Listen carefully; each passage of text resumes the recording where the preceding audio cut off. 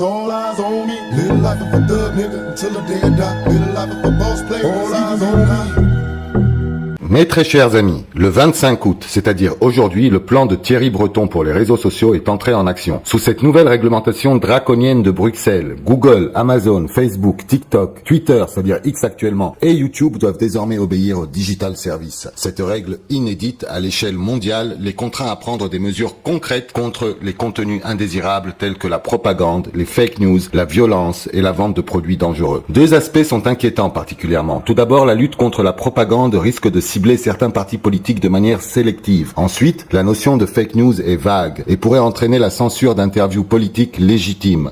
De plus, toute critique des violences policières pourrait être étouffée, même si elle ne devrait pas exister dans une démocratie libérale. Ce projet de censure des réseaux sociaux est un scandale, une menace pour la démocratie et la liberté d'expression. La commission emploie jusqu'à déjà 125 personnes à plein temps pour surveiller, et les entreprises récalcitrantes risquent des amendes atteignant jusqu'à 6% de leur chiffre d'affaires. Thierry Breton, bien évidemment, qui vise la présidence de la Commission européenne, est fier de cette expansion de pouvoir. Mais c'est terrifiant de voir une institution non démocratique comme la Commission européenne acquérir un pouvoir de censure politique sur des plateformes privées. Nous vivons dans une société de contrôle total, un cauchemar digne du World Forum. Les caméras, les drones de surveillance et la surveillance des réseaux sociaux se multiplient. Il ne s'agit pas de sécurité, mais de censure politique. C'est une perspective effrayante.